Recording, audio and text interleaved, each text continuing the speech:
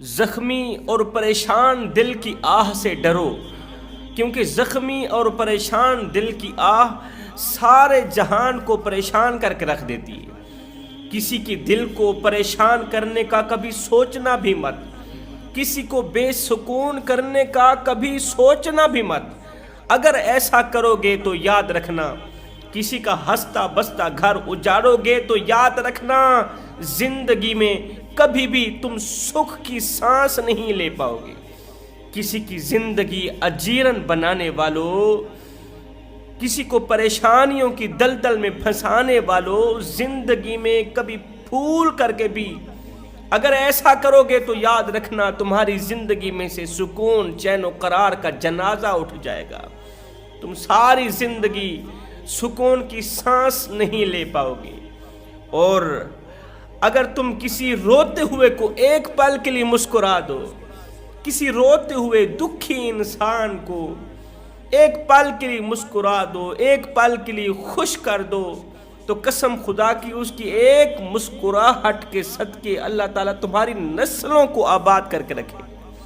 اللہ تعالیٰ تمہاری نسلوں کو آباد کر دے گا۔ کسی روتے ہوئے انسان کو ایک پل کے لیے مسکرا دینا، اس کی پریشانی دور کر دینا، اس کے دکھ بانٹنا، اس کے غم سننا، اس کے سینے کا بوجھ ہلکا کرنا، یہ میرے اللہ کا بہت ہی پسندیدہ عمل ہے۔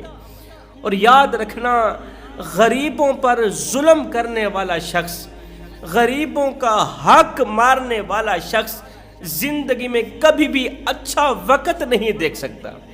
اس کی زندگی میں اللہ تعالیٰ کبھی بھی اچھا وقت نہیں لے کے آئے گا۔ وہ ہر وقت ہر گھڑی ساری زندگی پریشانیوں کی دلدل میں پھنسا ہی رہے گا۔ جو شخص اپنی طاقت کے بل پر، اپنی قوت کے بل پر، دبدبے کے بل پر غریبوں پر ظلم کرتا ہے، غریبوں پر وار کرتا ہے، وہ ایک شخص تھا اپنی طاقت کے بل پر، قوت کے بل پر وہ کمزور اور غریب لوگوں سے سستے داموں سے لکڑیاں خرید لیتا، پھر بازار میں جا کر مہنگے داموں میں بیچتا اور بڑا نفع کماتا۔ اپنی طاقت کے بل پر غریبوں سے سستے داموں سے لکڑیاں خریدتا، بازار میں جا کر مہنگے داموں میں بیچتا اور بڑا نفع کماتا تھا۔ اور غریب لوگ، مزدور لوگ، کمزور لوگ اس کے حق میں بد دعائیں کرتے تھے، اللہ اس کا ستیہ ناش کر دے، اسے سبق پڑھا، یہ تیری مخلوق کو پریشان کرنے سے باز آ جائے۔ دولت کے نشے نے اسے اس طرح گناہوں کی دلدل میں پھنسایا، اس طرح گناہوں کی دلدل میں پھنسایا کہ باہر نکلنے کو کوئی راستہ ہی نہ رہا، باہر نکلنے کے راستے بند ہو گئے۔ ایک دن ایک اللہ والا اس ظالم شخص کے پاس آیا، کہنے لگا، او ظالم، تو کاٹتا ہے کیا تو سانپ ہے؟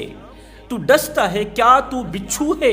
اور کیا تو الو ہے جہاں بیٹھتا ہے تباہی پھیر دیتا ہے، ویرانی پھیر دیتا ہے؟ اور اللہ کے عذاب سے ڈر۔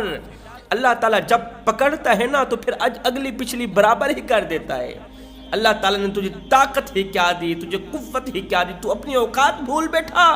قبرستان میں جا چکر لگا گیا، تیرے جیسے لاکھوں طاقتور لوگ مٹی کا ڈھیر بنے پڑے، ان کے موٹے تازے بدن، طاقتور بدن خاک میں مل گئے، ان کا زور آور قد مٹی کا رزق بن گیا، ان کی ہڈیاں گل گئیں، ان کا شہرت یافتہ نام مردوں میں تبدیل کر دیا گیا، ان کا خوبصورت مکان قبر میں بدل دیا گیا، ان کا لٹھے کا سوٹ کفن میں تبدیل کر دیا گیا۔ اور تو کس باغ کی مولی ہے؟ اللہ کے عذاب سے کیوں نہیں ڈرتا؟ تو غریبوں پر کیوں ظلم کے پہاڑ کڑکا رہا ہے؟ اس نے کہا، جا جا او اللہ والے، 2 ٹکے کے فقیر، جا یہاں سے دفع ہو جا، تیری نصیحت مجھ پر کچھ اثر نہیں کرنے والی۔ ہے دولت کے نشے نے اسے اس قدر اندھا دھند کر دیا، اس قدر اس کی آنکھوں پر غفلت کا پردہ چڑھایا۔ دولت کی ہوس نے اسے کہا کہ کیوں نہ اپنا گھر بار سب کچھ بیچ کر غریبوں سے، کمزور لوگوں سے سستے داموں سے لکڑیاں ایک بار اکٹھی خرید لے، پھر صبح شہر جا کر بیچنا، ایک ہی دن میں تو مالا مال بن جائے گا، ایک ہی دن میں تو امیر ترین بن جائے گا۔ شیطان نے اسے اس طرح کا مشورہ دیا اور وہ ظالم انسان شیطان کے شکنجے میں آ کر اس نے اپنا گھر بار بیچ ڈالا، ہر قیمتی چیز بیچ ڈالی، پورا دن غریبوں سے اپنی طاقت کے بل پر، قوت کے بل پر سستے داموں سے لکڑیاں خریدتا رہا، پورا دن اکٹھی کرتا رہا۔ اس کے پاس جتنا پیسہ تھا سارا کا سارا اس نے لکڑیاں خرید کے ایک سائڈ پہ رکھ دی۔ جب رات کا دوسرا پہر آیا، دوسرے دن کا انتظار کرنے لگا کہ صبح کا سورج طلوع ہوتے ہی میں یہ لکڑیاں بیچ دوں گا اور میں ایک ہی دن میں مالا مال بن جاؤں گا، میں امیر ترین بن جاؤں گا، لوگ میری امیری پر رشک کریں گے۔ لیکن وہ نادان نہیں جانتا تھا کہ اللہ کا ترازو تو انصاف ہی تولتا ہے، وہ رب کبھی دے کر آزماتا ہے اور کبھی لے کر آزماتا ہے۔ صبح کے سورج کے طلوع ہونے کا انتظار کرنے لگا، رات کا دوسرا پہر تھا کہ اچانک اس کی لکڑیوں کو آگ لگ گئی۔ اس کی زندگی کی ساری تمام کی تمام جمع پوجی کو، اس کی ذخیرے کو آگ لگ گئی، ساری کی ساری لکڑیاں جل کر راکھ ہو گئی۔ ہائے، پھولوں کے بستر پہ سونے والا شخص دوسرے دن صبح سویرے خاک کے بستر پر سویا ہوا تھا، خاک کے بستر پر لیٹا ہوا تھا اور سر پیٹ رہا تھا، ہائے اللہ میرے ساتھ کیا ہو گیا، نہ جانے کس نے میری لکڑیوں کو آگ لگائی۔ کہنے لگا پتہ نہیں کہاں سے آگ آئی ہے، میرا سارا کا سارا ذخیرہ جلا کر راکھ کر دیا۔ تو وہی اللہ والا اس کے قریب سے گزرا تو اس کی یہ آواز سن کر کہنے لگا، او نادان، او ظالم انسان، تجھے کس نے کہا کہ تیری لکڑیوں کو آگ لگی؟ آگ نے تیری لکڑیوں کو نہیں جلایا، آگ نے تیرے ذخیرے کو نہیں جلایا، تیری زندگی کی کل جمع پوجی کو آگ نے نہیں جلایا، بلکہ مظلوم اور کمزور غریبوں کے دلوں سے نکلی آہ نے تیری لکڑیوں کو جلایا ہے۔ کمزور لوگوں کے دلوں سے نکلی آہ نے، دلوں سے نکلے دھوئیں نے تیری لکڑیوں کو جلایا ہے۔ تو اپنی اوقات بھول گیا تھا۔ اللہ کی مخلوق پر ظلم کرنے والے لوگ بھی کبھی سکھ کی سانس لے پاتے ہیں؟ اللہ کی مخلوق کا حق مارنے والے لوگ بھی کبھی ترقی یافتہ ہوتے ہیں؟ یہ تیرا گمان ہے، یہ تیرا وہم ہے، وہم کو نکال دے، ختم کر دے۔ اس لیے کہتا ہوں زخمی اور پریشان دل کی آہ سے ڈرو، کیونکہ جب ایک پریشان آدمی روتا ہے نا، زمانے کا ستایا ہوا، دکھوں کا مارا ہوا، دردوں کا مارا ہوا، اللہ کا ایک غریب بندہ جب روتا ہے نا، جب وہ کسی کے حق میں بد دعا کرتا ہے، اس کے دل سے نکلی آہ ہواؤں کو پھاڑتی ہوئی، فضاؤں کو پھاڑتی ہوئی، ساتوں آسمان چیر کر عرش کا دروازہ جا کھٹکھٹاتی ہے اور اپنی بات منوا کر ہی دم لیتی ہے۔ سیدنا علی المرتضیٰ شیر خدا کرم اللہ وجہ الکریم فرماتے ہیں کبھی بھی کسی پر ظلم نہ کرنا، ظلم ظلم ہی ہوتا ہے، چاہے کسی مسلمان پر ہو چاہے کافر پر ہو، ظلم ظلم ہی ہوتا ہے۔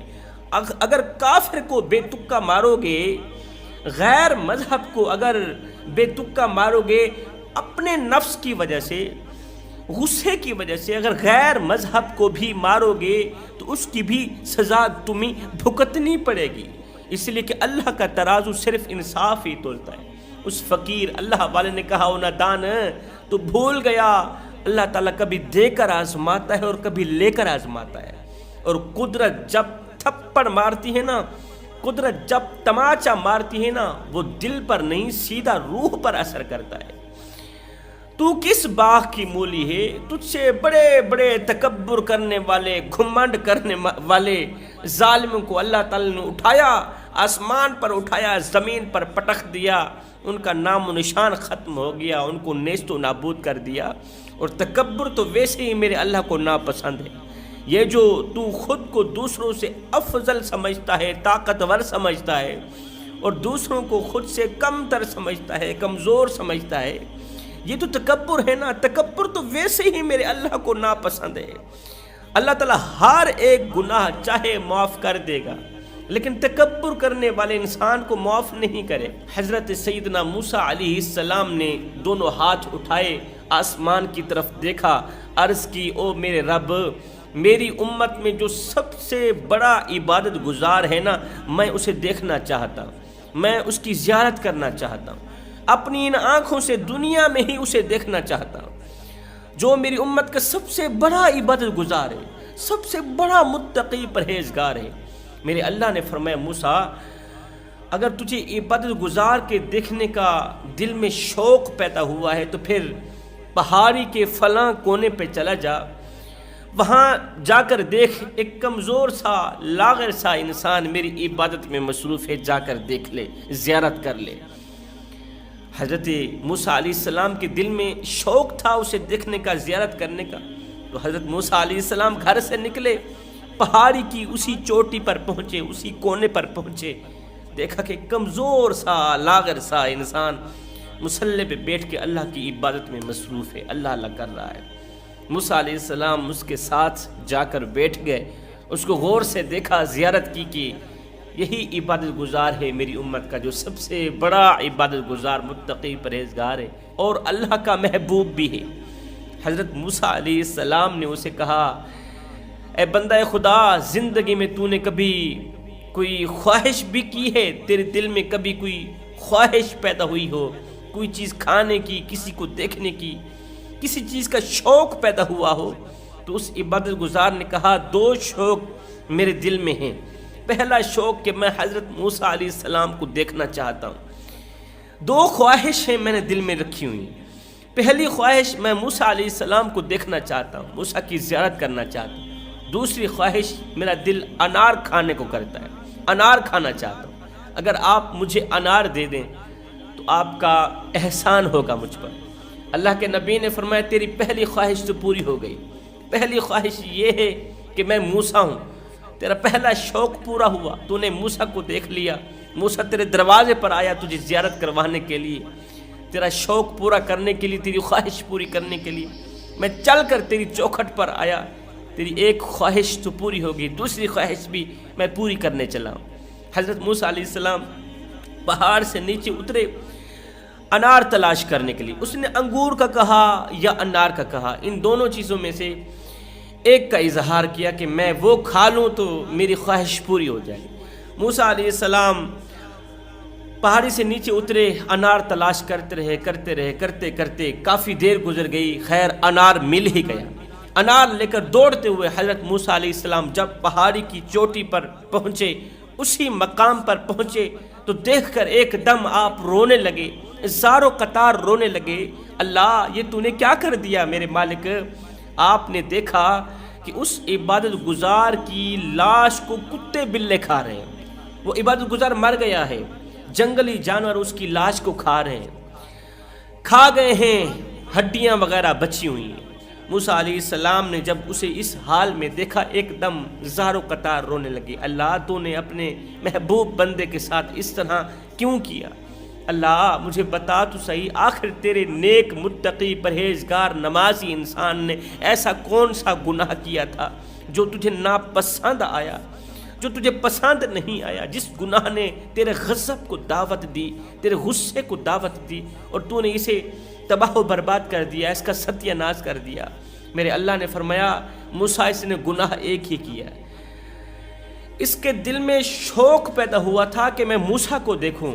میں نے کہا میرے بندے تو بندہ میرا ہے، تیرے دل میں شوق پیدا ہوا ہے تو پھر تجھے موسیٰ کے پاس جانے کی ضرورت نہیں ہے، میں موسیٰ کو ہی تیرے دروازے پر بلاتا ہوں۔ موسیٰ چل کر آئے گا، موسیٰ چل کر آئے گا تجھے زیارت کروانے کے لیے، چل کر آئے گا تیری خواہش پوری کرنے کے لیے۔ لیکن ایک دم اس کے اندر انار کھانے کا شوق پیدا ہوا، انار کھانے کی خواہش پیدا ہوئی۔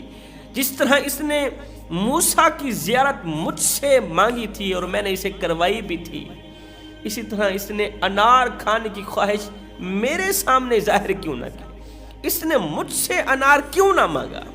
موسیٰ بندہ میرا ہو انار تجھ سے مانگے، بندہ میرا ہو مانگے تجھ سے کیوں جی؟ میں رب کو نیند آ گئی ہے، میں رب مر گیا ہوں، میں رب نہیں رہا، کیا مجھے نیند آ جاتی ہے؟ کیا میں نیند میں تھا، سویا ہوا تھا؟ اس نے تیرے آگے اپنی خواہش کا اظہار کیا، اس نے انار مجھ سے کیوں نہیں مانگا؟ ہائے ہائے، جو اس نے کسی غیر سے مانگا ہے نا، اس کے گناہ کی سزا اسے یہ ملی ہے کہ میں نے اس کی تمام عبادات کو اس کے منہ پہ مار کے رکھ دیا کہ اس نے انار میں رب سے کیوں نہیں مانگا۔ اللہ اکبر، موسیٰ علیہ السلام نے عرض کی یا باری تعالیٰ اس سے بڑا بھی کوئی گناہ ہے؟ میرے اللہ نے فرمایا اس سے بڑا گناہ خود کو دوسروں سے افضل سمجھنا اور میری مخلوق کو خود سے کم تر سمجھنا، یہ بہت بڑا گناہ ہے۔ مطلب کہ تکبر کرنا بہت بڑا گناہ۔ انسان کمزور پیدا ہوتا ہے مگر طاقتور ہوتے ہی خود کو خدا سمجھنے لگ جاتا ہے۔ ہاں کمزور پیدا ہوتا ہے مگر 4 دن کی مہلت پا کر حضرت انسان اپنی اوقات بھول جاتا ہے۔ جب انسان اپنی اوقات بھول جاتا ہے نا، پھر اسے اتنا پتہ بھی نہیں رہتا کہ مٹی کا کھلونا جیت جی تو بہت شور مچاتا ہے، لیکن جب مرتا ہے تو مر ہی جاتا ہے۔ اے حضرت انسان، تیرے غرور کی اوقات تو بس اتنی سی ہے کہ جب تو دنیا میں آیا تھا تو لوگوں نے ہی تیرے ننگے وجود کو ڈھانپا تھا، اور جب تو دنیا سے گیا تھا، مرا تھا،